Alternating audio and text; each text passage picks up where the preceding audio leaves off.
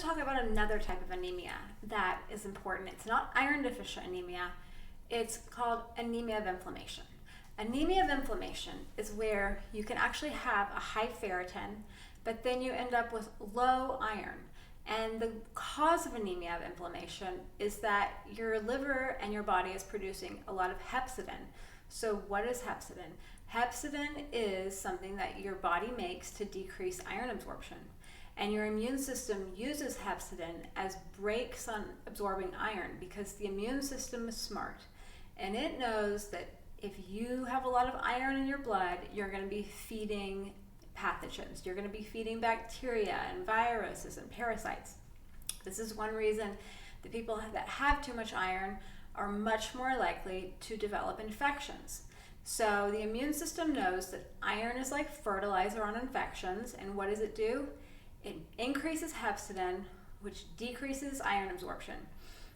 But then it causes the iron that you have in the blood to get low, and then the ferritin goes high because the immune system is taking all of that iron out of the blood and storing it in the liver and in the spleen and in the lining of your gastrointestinal system. So it's either storing in your immune system cells in the spleen or in your liver or in the lining of your gastrointestinal lining. And so on labs, what does this anemia of inflammation look like? On labs, this looks like an elevated ferritin, and it looks like a low serum iron.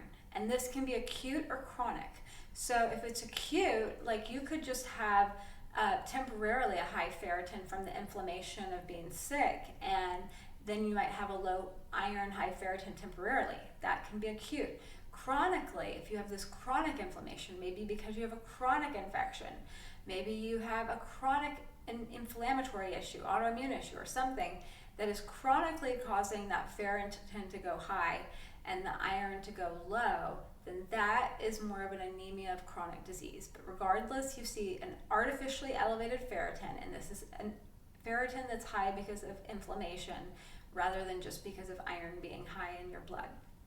So look at the labs, look at my book, The Iron Curse. I go through all of the different anemias, all of the different iron patterns that you need to know, and please get your labs done and learn more about how to make sure that your iron levels are in the right range. Go to ironcurse.com and watch my workshop and look at my book.